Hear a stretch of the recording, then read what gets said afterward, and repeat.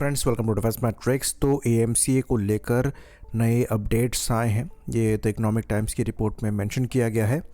तो बताया जा रहा है कि एएमसीए की जो मैन्युफैक्चरिंग है ये एक नए प्लांट से हो सकती है। ये प्लांट आंध्र प्रदेश में होगा और आंध्र प्रदेश के पुट्टापार्थी में ये प्लांट बनाने की बात करी जा रही है। तो टोटल ऑर्डर संख्या यहाँ पर 140 एयरक्राफ्ट तक पहुँच सकती है। और जो नई टाइमलाइन मिली है प्रोटोटाइप के रोल आउट की, ये बहुत इंटरेस्टिंग है क्योंकि नेक्स्ट ईयर तक ही कहा जा रहा है प्रोटोटाइप रोल आउट कर लिया जाएगा। तो नेक्स्ट ईयर के सेकेंड हाफ तक, प्रिसाइजली सितंबर 2027 तक ये एयरक्राफ्ट रोल आउट कर सकता है।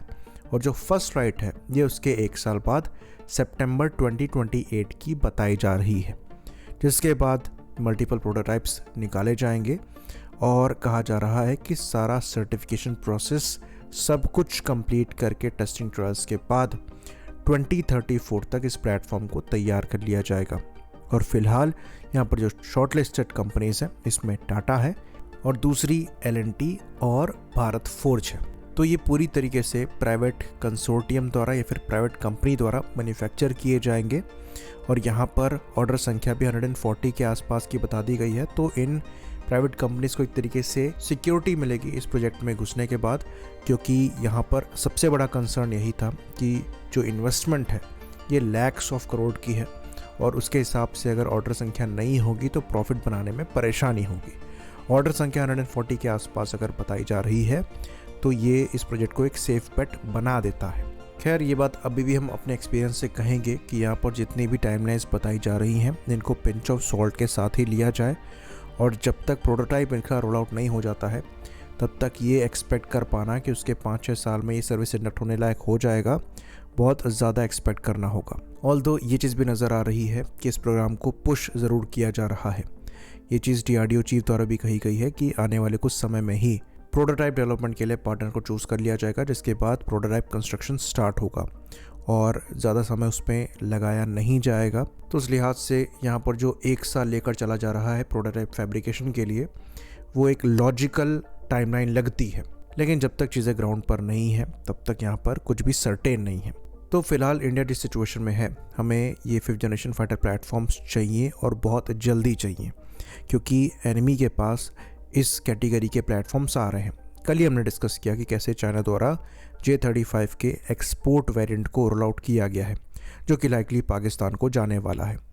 तो उनके पास ये प्लेटफॉर्म्स आ जाएंगे। प्लस तब तक हो सकता है टर्किश कान भी जो है पाकिस्तान की सर्विस में जो होने लायक हो जाए। अब वो ले पाते हैं नहीं ले पाते हैं बात की बात है, लेकिन कान को लेकर भी 2031-32 तक सर्विस इंडक्शन की टाइमलाइन देखी जा रही है।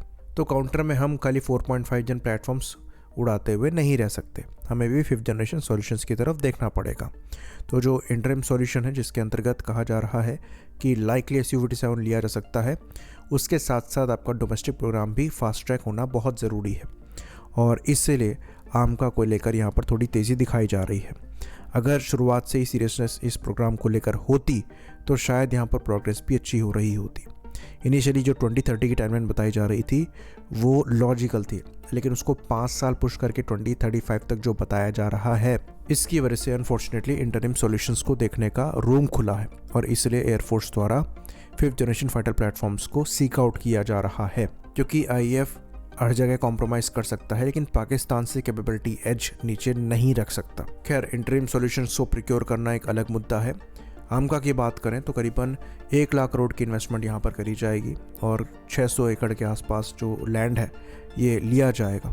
तो काफ़ी सोफिस्टिकेटेड इंफ्रास्ट्रक्चर तैयार करना पड़ेगा, क्योंकि 5th जनरेशन फाइटर प्लेटफॉर्म्स को बनाना है आपको। साथ में ये SPV मॉडल का भी टेस्ट होगा, क्योंकि पहली बार DRDO द्वारा प्राइवेट कंपनी के साथ मिलकर ऐसे सोफिस्टिकेटेड प्रोग्राम में काम किया जा रहा है।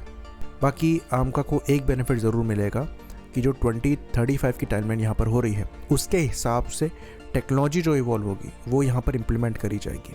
तो AI पर काम हो रहा है, क्वांटम टेक पर काम हो रहा है, और जिस हिसाब से प्रोग्रेस होगी उस हिसाब से उसका इम्प्लीमेंटेशन भी हम यहाँ पर देख पाएंगे। खैर, अभी जो चीज़ फ्रीज़ हुई है उस पर काम किया जा रहा है।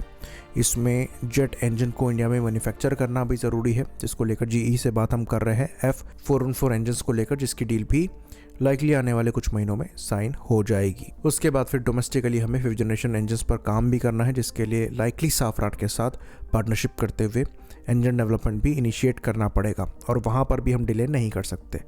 वो इंजन आमका मार्क 2 से लग कर आएंगे, लेकिन उनका डेवलपमेंट हमें आज से ही स्टार्ट करना पड़ेगा, क्योंकि 10 से 12 साल का समय मिनिमम वहाँ पर लगने वाला है। आई होप इन्फॉर्मेशन यहाँ पर क्लियर रही हो। इसी बात पर इस वीडियो को हम खत्म करेंगे। लाइक करिए, सब्सक्राइब करिए। जय हिंद।